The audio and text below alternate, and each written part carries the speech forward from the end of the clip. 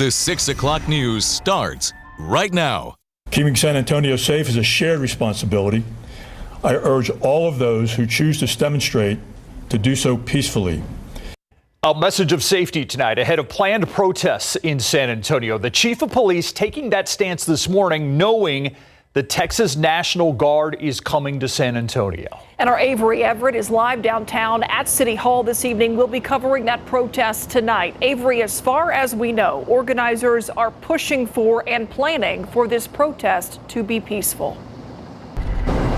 Yeah, Myra, that's what we've seen on social media. People say they're going to use tonight as an opportunity to voice concerns about immigration tactics being used by ICE. And as far as we know, there's no indication that this will turn violent. Let's talk about what we've seen over the last few weeks. We've seen ICE detaining migrants outside of court here in our city. And there's a lot of this conversation is what's sparking those protests across San Antonio. And we know Governor Greg Abbott has deployed some members of the National Guard. We don't know how many at this time, but that was enough to spark a news conference by city leaders, including Mayor Ron Nirenberg, as well as the chief of police, San Antonio, William McManus. So Ron Nirenberg said that he did not think the guard was necessary. Here's what he had to say.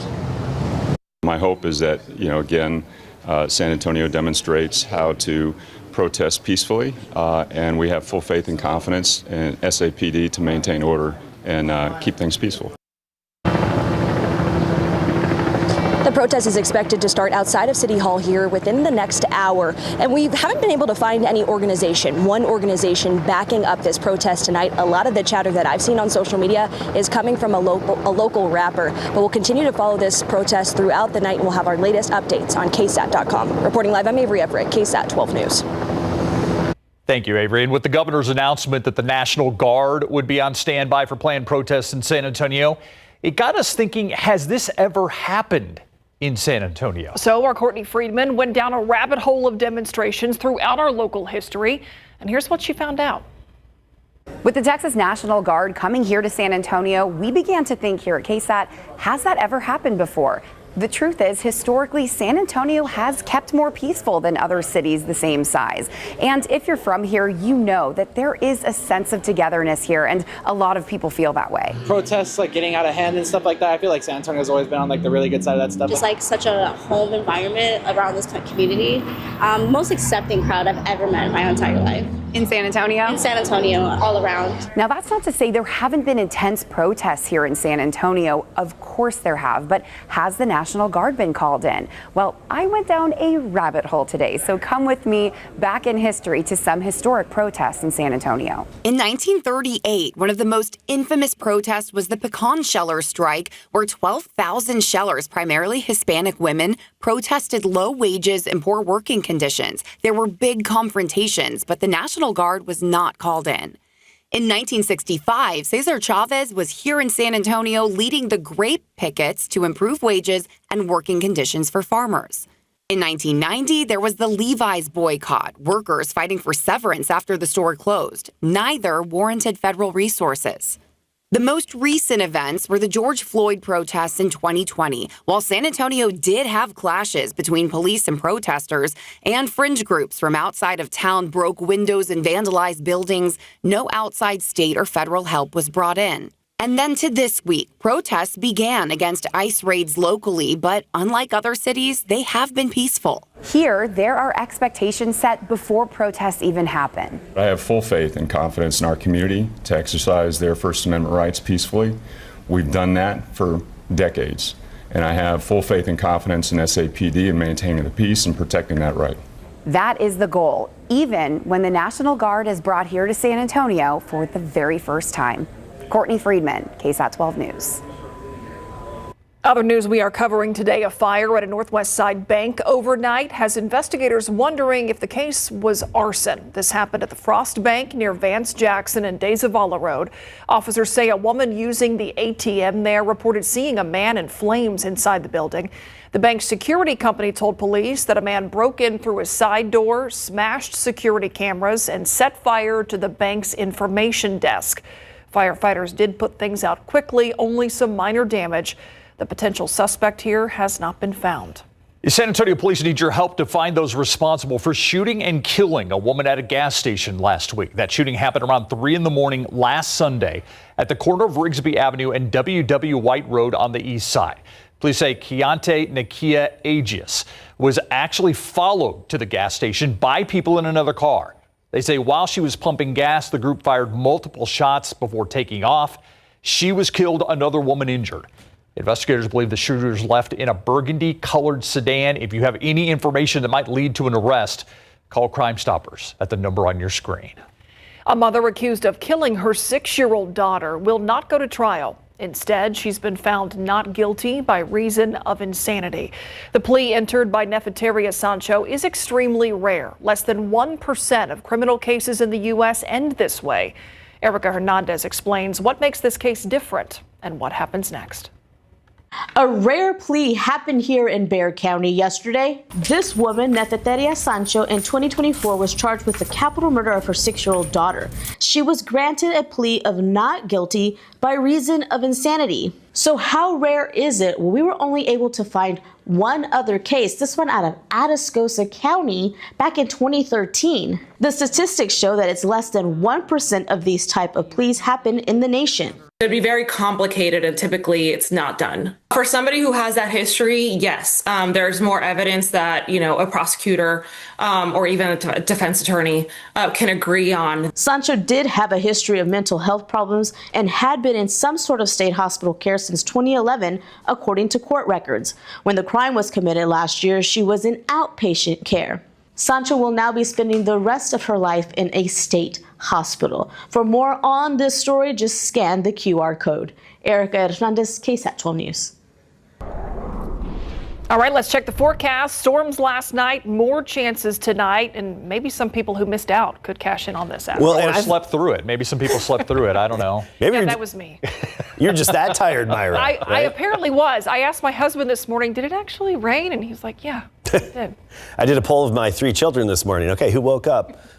One of the 3 okay. from the storms. And right now the activity is up into the hill country near Mountain Home in Kerr County, right along I-10 there. And we'll have a little isolated activity through 10, 11 o'clock, and then midnight and thereafter is when our main time frame is and window of opportunity for more scattered to numerous showers and storms. At any point from about midnight to noon, well, we could have 60% coverage on the radar screen, but some areas are favored more than others, and we'll get into that in just a bit. All right, thank you, Adam. Let's take a look at TransGuide right now. I want to show you I-10 at Foster Road on the east side. I believe we're looking at the westbound lanes that are coming towards us, and there's a traffic accident right there as you get off the access road onto I-10. You can see there's an accident there. It's got down to just one lane crawling along, but then it's not like the eastbound lanes of I-10 are going any faster. A lot of construction going on at I-10, but this particular backup is because of an accident right at the access road as you get onto I-10. We'll continue to follow this one. The mayor of Sabinal declaring his town a disaster today after storms caused widespread damage last night. Fallen limbs, mangled bits of roof, and completely uprooted trees littered parts of that city. At the peak of this storm, about 35% of Sabinal residents were actually without power altogether. So last night, we weren't really expecting anything. We had some heavy rain come in, and it turned into some major wind. And a lot of our people in town, they feel it was a little tornado. Over there, you can see some big trees knocked down. You see this building here. National Weather Service would have to survey the damage to confirm whether it was caused by a tornado or straight line winds. As of this afternoon, they weren't planning to send anyone, but one of their meteorologists, and Adam Caskey, basically saying the same thing. They told us based on photos, ground reports from emergency management, and radar data, the damage was most likely due to straight line winds of around 80 miles per hour, not a tornado. Is it progress or just a problem? That's what some people in a northeast side Bexar County neighborhood are asking about this road work. It's happening near their homes. And the Bexar County Department calls this an improvement project. But as Katrina Weber shows us, some say the mess is actually making their lives more difficult. The situation really sucks. Whether on foot or 4 wheels, some people on Bent Meadow Drive are over it. Weeks of road work there is working their nerves. How is this acceptable? Our tires are shredded. I have to park at the end of the street. Every day I have to clean my car, which is costing money. My tires are terrible. There's thick mud on one end and supersized rocks all the way to the other. I took a ride on the rocky side to feel it firsthand. If you notice, it's very bumpy, for sure. Now, you definitely have to take this slow. Driving here is not easy. Bexar County's Public Works says this is one of several streets in this neighborhood near Converse, set for improvements. There was holes, there were bumps, and it was hard to drive. Even as bad as it was before, Tomas Ortiz says it's worse now. He says before putting down the rocks, crews tore up the street, leaving nothing but mud. This photo shows how it swallowed up his daughter's car. Part of the bottom of the car was broken because of the mud that was here. It was terrible. The county says the big rocks are a small part of the groundwork, readying the street to be paved over. Weather permitting, that could happen next week. It plans to do future work on other streets and sections. It's an inconvenience, but it's a must. I mean, you want raggedy streets or you want them fixed. Brett Gilmore has no problem with the process. You have to add extra 5 or 10 minutes to your day if you're leaving, but I got young children and grandchildren, and 2 are disabled. For Teresa Brothers, leaving isn't quite that easy. Katrina Weber, KSAT 12 News. Is this the very first stop after the blood has actually arrived here at the center? That is correct. Have you ever thought about what happens to blood after it's donated? I'll take you inside the labs at the South Texas Blood and Tissue Center to show you in a KSAT Explains coming up later in the show. It's quite a journey. And TxDOT wants your input on your daily commute struggles, how you can tell them about their work and how it affects you. Next.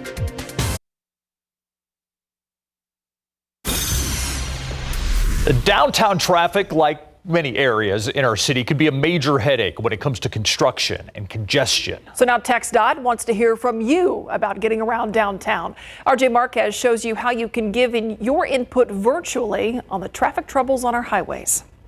What brought me was figuring out how TxDOT is planning for that growth. Solomon Mendoza, like many of us drivers out there, is trying to figure out how TxDOT is going to keep up with growth to keep traffic moving, especially downtown. That's why TxDOT just launched a virtual open house to look at the present and the future of the downtown highway network. But first of all, check out how much downtown has changed over the past decades. This is an old school pic of the original downtown traffic blueprint. And we know all the main players, I-35, I-37, I-10, US 281, and US 90. It sounds like a bingo card, but for drivers stuck in this mess, it's definitely not a game. Definitely some sections as highlighted on the maps where highway merge lanes or merge distances are really narrow or short, and that's pretty dangerous. Melissa lives in the La Vaca neighborhood and knows all about navigating downtown, but she's concerned for the future as more folks move back into the urban core. Lots of exits in like short areas, so that's kind of dangerous. And then just traffic calming measures, especially for events and peak traffic hours. And it's not just people behind the wheel who are invested in downtown traffic. Safer routes, maybe more infrastructure for some of the buses and like cyclists throughout, like crossing the highways and stuff. TxDOT officials tell us they will gather this information for the study to address specific needs for each downtown highway. All right, well, let's take you inside this virtual open house that is available right now from TxDOT. You can see that there are 10 different stations available, everything from bridges to drainage concerns, also to environmental concerns. You can also check out some cool history about our city, including information on some of our existing bridges and some more old school photos like this one there, 37 at 10, back in 1966. But again, the whole point of this is that TxDOT wants to hear from you. So go to the very end of that presentation. You could fill out the comment card, and you have until June 25th at midnight to fill out some of your questions or concerns. And believe me, I see a lot of them out there that y'all even send me. So make sure to stay safe on the roads. RJ Marquez, KSAT 12 News. Tell TxDOT, not just RJ. Yeah, tell TxDOT. Fill out that comment card. I like that they give comment cards at the end, like, how was our service? I don't even know where to go. It's like, I don't either. We probably shouldn't. No, thank you, Myra, for stopping me. Yeah. All right, storms again, but really it kind of seems like the early morning hours are the time frame we're looking at. Yeah, the wee hours of the night and early mornings. So be prepared to be woken up by thunder and lightning. Now, there's one area in particular that is the most favorable for thunderstorm development and even strong to severe storms. And that's that orange zone you see in the center and right-hand side of your screen. That's roughly from Bernie to Hondo to Pleasanton, San Antonio, and points eastward. That's the most favored zone. Now, with any of these storms, street flooding, especially for the morning commute tomorrow, a concern. We could have 3, possibly more than 3 inches of rain in some pockets where we have the heaviest downpours following each other, or what we call training. Hail, quarter to maybe ping pong or golf ball size, possible within the storms, and gusty winds 40 to 60 miles per hour within any, or it could be within any storm that happens to develop and strengthen. Trends are that this is moving a little bit later, more into the overnight hours, like Myra mentioned, and the time of night when people are sleeping and could be woken up by the showers and storms and the rumbles of thunder and the big flashes of light off into the sky and through the windows, and lasting through the morning commute. Now, it's not going to be raining everywhere all the time. These are going to be developing and moving, developing, moving, popping up, moving through and leaving. And we'll just continue to see that process, I think, generally between midnight and noon. But if you're west of a line from Kerrville to Hondo to Pearsall, if you're west of there and closer to the Rio Grande, you have very minimal rain chances tonight on into tomorrow morning. So the folks that got the heaviest rain yesterday won't get it today, but folks that missed out, Seguin, Gonzales, Cuero, Stockdale, Floresville, much higher odds tonight. So it's kind of the opposite of what we had last night. Now, once we get into tomorrow afternoon, it should be pretty quiet, actually, and the upper level support that we've had will slowly start to move out, but really good upper level support. I mean, it's been a very good trend for the state of Texas over the past few days, but what's helping to cause it is this upper level counterclockwise swirl. And the red and yellow here on the screen is essentially rain-making energy that these upper disturbances produce. Now, as this upper disturbance drifts away from us starting tomorrow afternoon and lasting through the weekend, you can see it just moves a little bit farther away. It pulls most of the energy out of here, but what the focus will shift to, especially this weekend, will be storms developing in West Texas, that West Texas wild card, because the wind is going to follow this white line here and come in out of the northwest, and that could steer any of those wild card systems our way.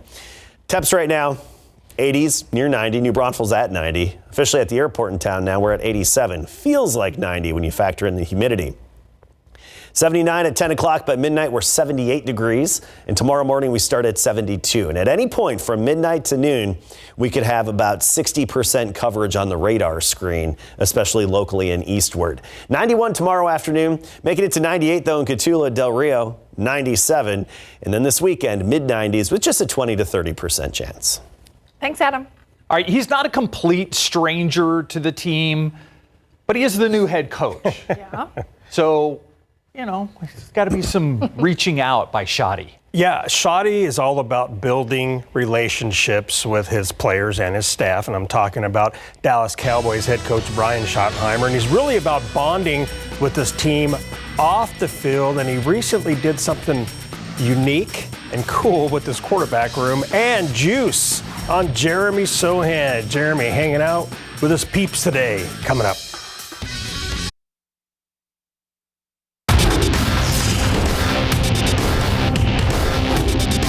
Yep, Spain, England, and Philippines for now. So yeah, it's been crazy. Are you back for a while now? Or? Yeah, I'm back in America for a while. World traveler Jeremy Sohan is back in the Alamo City and making fans smile due to his generosity in big board sports. And this was the line outside Southwest Elixirs late this morning as Spurs fans lined up to meet Jeremy Sohan, who was hanging out at his favorite juice shop in the 210. And the juice was on Jeremy's. He picked up the tab today. Jeremy spent about an hour there shaking hands, taking pictures, and signing autographs for his fans. And he made a lot of people smile, that's for sure. Jeremy says he loves it here in San Antonio. He loves his fans, and he loves helping out Southwest Elixirs. No, definitely. I think, San Antonio is, where my home is, where my people are, where my dogs are. So, I've always, got love for San Antonio and just, the community. It's always been love from the start. So it's always important to connect with them. A regular phone call, it was an idea and, straight away I was like, hell yeah, let's do it. Again, this is a place I've always, gone to. They've, showed a lot of love to me. So I think it's important to, show them love and just, be together. We will have much more with Jeremy Sohan tonight at 7 on KSAT Sports Now, available on KSAT Plus or however you stream. Dallas Cowboys head coach Brian Schottenheimer says he wants to build the greatest culture in professional sports, and to do that, he has to get his players to buy in, and so far so good for Schottenheimer. One thing that's been on repeat since the start of OTAs is the renewed energy and change of culture in the building. For Schotty, that starts with his relationship with the team and building those relationships off the field, and that's why he recently took his quarterbacks to a traditional Greek dancing class. Well, I'm still mad at Steve Shimko for setting that up, but because the dance moves, I think I'm a great dancer. My wife will disagree. I think I'm a really good dancer. Now, maybe dancing next to Joe Milton wasn't the best thing that I did. I don't know how I got put into that group, but again, just some families got together, the quarterbacks, their families, my wife and I went, and it's just being together, like we spend time in the building. You guys spend time in the building. You guys spend half your life in this room. But like when you do something outside the building, it's different. There's a different feeling where you're not more comfortable. That's not the right word, but you're more engaged, and just to be around the different people and to see Dak's newborn Aurora, and just that's what life's about, man. Earlier during OTAs, Schotty took the team on a paintball trip.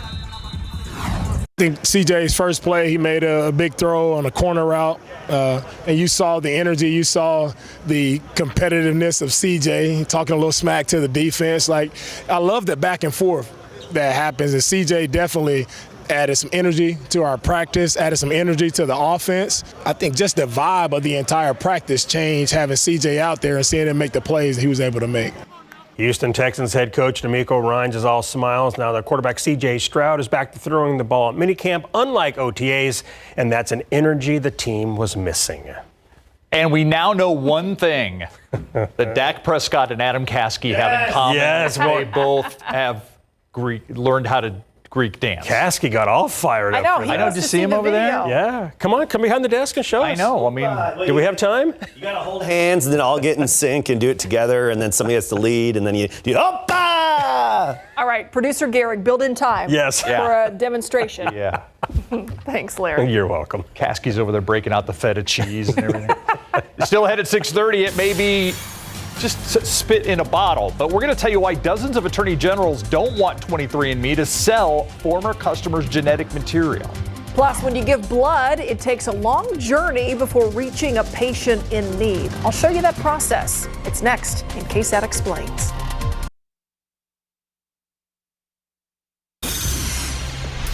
It's a problem. Every summer, blood donations drop. People traveling more, out of their school and their time routines. So that's why considering a donation this time of year, extra important. In light of that, we are sharing a KSAT Explains on what happens to blood after it's donated.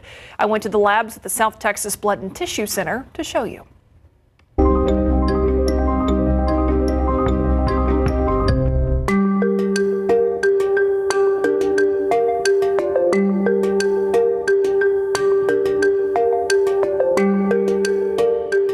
Right now we're at South Texas Blood Tissue Component Manufacturing Lab. Is this the very first stop after the blood has actually arrived here at the center? That is correct. This is where all the manufacturing takes place from all the units collected earlier or during the day.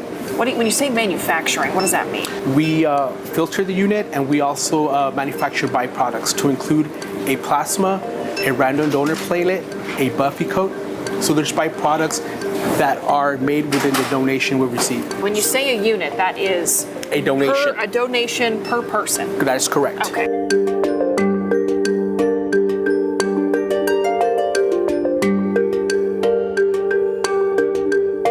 Is that something that can be taken out out That is of correct. the blood, and then the blood itself, it can also still be used in the Correct, future? correct. Okay. So this is where the separation takes place.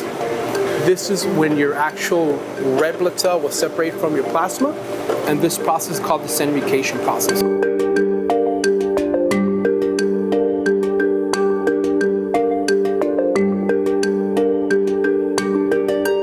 There's products that take 6 minutes. There's products that take 4 minutes. There's products that take 9 minutes. Oh, so we're talking no time at all, though, under 10 minutes. So that's telling us that we have a unit here that was drawn early 9 a.m. Right. That's telling us that it has to be refrigerated, completed by 5 p.m. Okay. Right. Some of the products that we do manufacture are time sensitive. Yeah. So we want to make sure we execute them before they expire on us.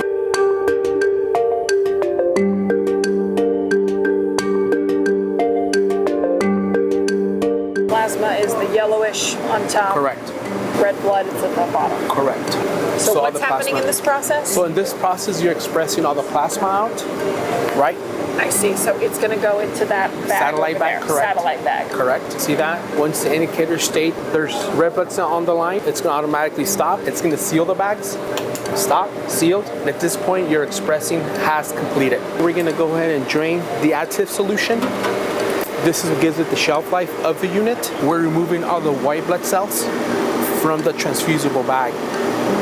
These white blood cells, if they'll get transfused to other patient or recipient, they could attack your immune and you could have a reaction. So this is the red blood being filtered. That little filter right there is what takes out the white blood cells. What happens to the white blood cells that are captured? It gets thrown out.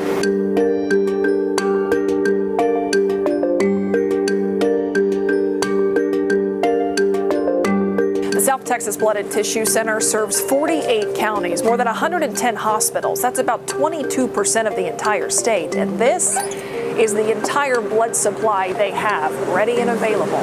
It's not much.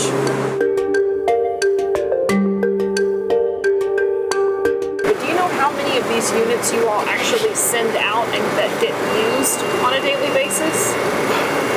The answer I have, not enough.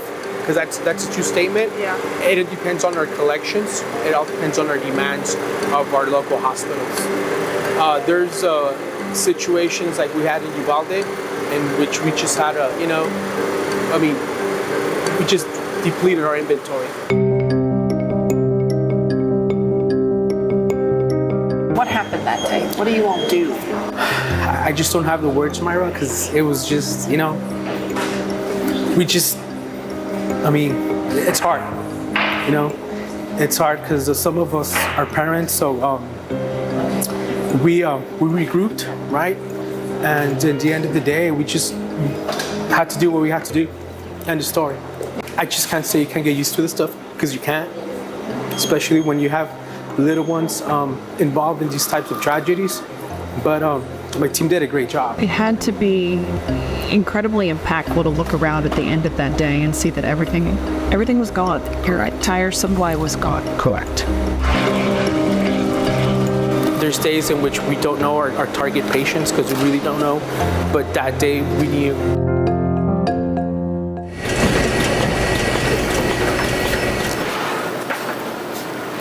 This is our bulk input module, or the BIM. So the BIM is where when we load large volumes of samples, this is where it starts in the BIM. And so what it does is it picks up the sample and then it puts it in one of the carriers, it takes a picture in this little house right here, and then that communicates with our information system and it says, hey, I need this assay to be done. So the track knows that based on that code that it has specifically tied to that sample, where it needs to go. It determines what centrifuge and what program, the timing for which that sample needs to be spun. For South Texas, we probably test maybe 10 to 12 different analytes or assays for each donor. So when you say 10 to 12, are you looking for basically 10 to 12 different viruses, markers? So it's different viruses on it's similar viruses on a different level.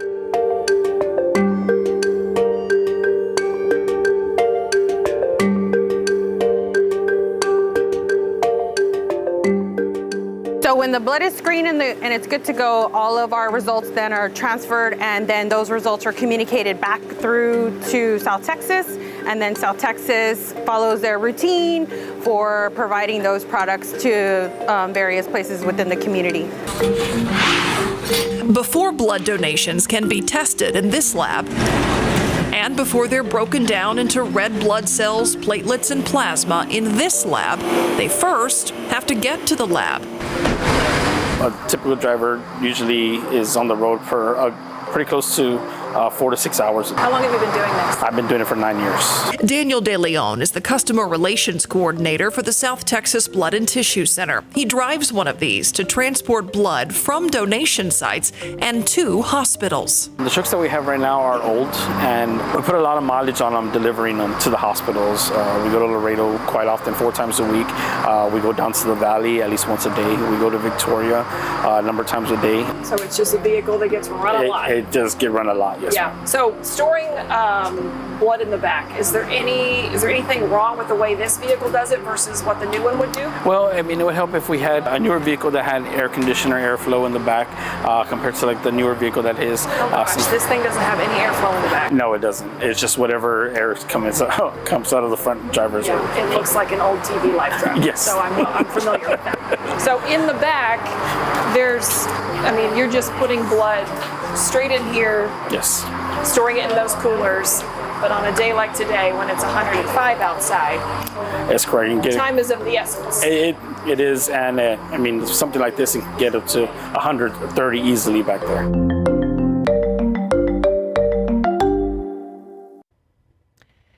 We are keeping tabs on what's happening down at San Antonio City Hall. We told you at the top of the show there is a planned protest against immigration tactics and ICE detainments here in San Antonio. Our Avery Everett is down there monitoring things. I believe we have a live look just to see how that protest is shaping up. It is set to begin at 7 o'clock tonight. Yeah, this gives you an idea that people are already gathering. We're about 20 minutes away, but you can see a small crowd gathering right now.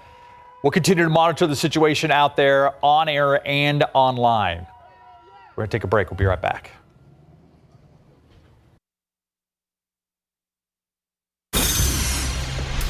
Do you own the rights to your own DNA, even after giving it away to a company like 23andMe? That question at the heart of a lawsuit filed by 27 states' attorneys general. The bankrupt DNA testing company planning to sell the genetic data of 15 million former customers to a third party.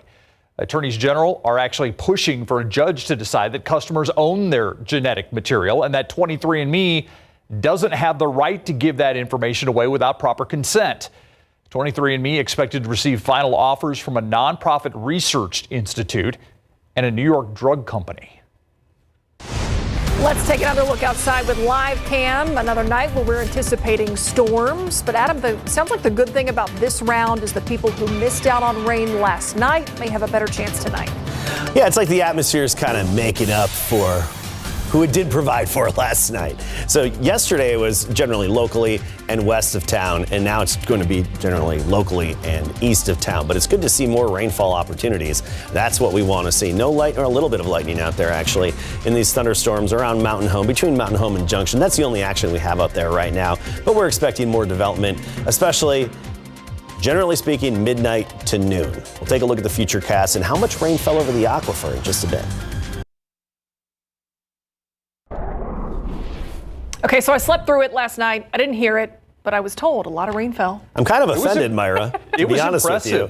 It was impressive last night. It was a really good light show too, right? Yeah. Just even the cloud to cloud lightning all around the area, even off in the distance, looking west as it was headed our way was really good. Myra really missed out. Yeah, she did. Yeah, I did. You hurt my feelings. It's okay. Well, I'll have another chance tonight. Not holding it against you or anything. Yeah. Okay, let's take a look at how much rain fell. And notice really the bulk of it was west of 281. Some really, really good accumulations, particularly Medina County. Now remember, it's going to be the opposite tonight. But Medina County, just between Hondo and Tarpley, look at this. See this red area here? This is radar estimates of 4 to 5 inches of rain, about 4.5 inches of rain. These were some soakers that moved through.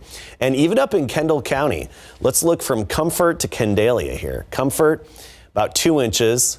Candelia, 4.5. Get to Bernie, lesser amounts, just under 2 inches, but still, that's very good. In and around San Antonio, very different story from western Bexar County to eastern Bexar County. So, for example, let's do this.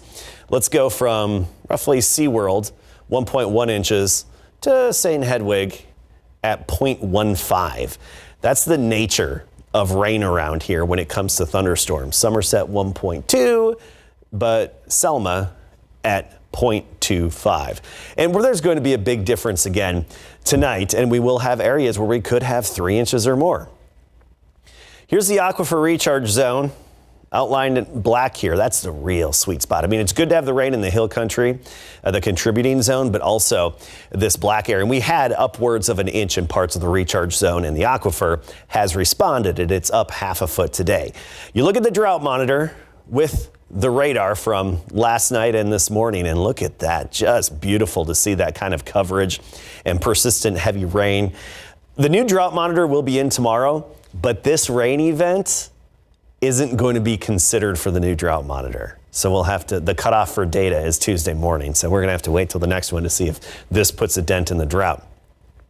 Rain chances highest from midnight to noon. Just keep that in your mind, midnight to noon. Most favorable zone for storms, roughly from Bernie to Hondo to Pleasanton, San Antonio, and eastward in this orange area. And that's where we have the highest likelihood of strong to severe storms. Within any storms that form, we could have large hail, maybe up to the size of golf balls, and also wind gusts 40 to 60 miles per hour. And again, this activity generally after midnight through the morning commute as well, and then tomorrow afternoon tapering off and becoming pretty quiet tomorrow afternoon. And as we get on into the upcoming weekend, Friday through the weekend, just a 20 to 30% chance, and that's all that we're looking at. So quieting down a little bit.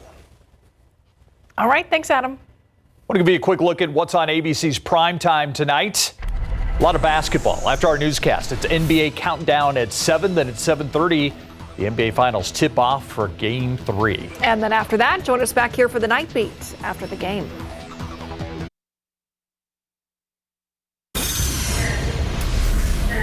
He brings the juice, he buys the juice. We're talking about San Antonio forward. Yep. Jeremy Sohan, KSAT 12 Sports Now. Yeah, it was pretty cool. Earlier this morning at 11 o'clock, he went to Southwest Elixirs, which isn't all that far from KSAT 12. About 300 people showed up, and he just signed autographs, took pictures, held babies, shook hands, all that kind of stuff. And he paid for the juice also. That was pretty cool. And a huge line. Yeah, absolutely. Yeah, so we're going to talk with Jeremy, though, about what he's working on this offseason and the trade rumors involving his name as well. Yeah. Our U.S. Open gets underway tomorrow. Yes, it does. And it's a tough course. Woo! People are saying, pros who play that course, saying it's the toughest course in the world right now. And 2 San Antonio guys are going to be there. Emilio Gonzalez from St. Mary's University and Johnny Kiefer from Johnson High School. They are in the field. All right.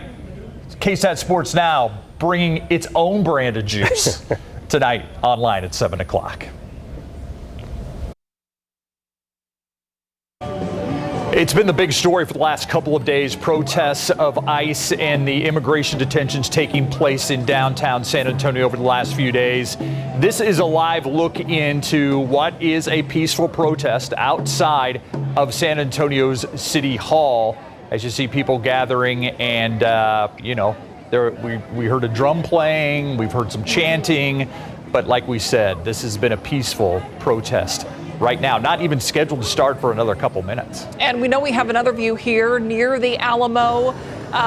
People gathering out there as well. It looked like some folks were told, they could not be on the Alamo grounds. This is the remnants of that crowd. We know the National Guard, as we have reported, was called in at the request of the governor to be here. But so far, you can see a man standing there with a weapon. So far, everything has been peaceful that we have seen. We're going to keep tabs on this throughout the night. We have a crew down there watching everything, watching what happens, and we'll be sure to keep you updated. Absolutely. We'll see you after the game.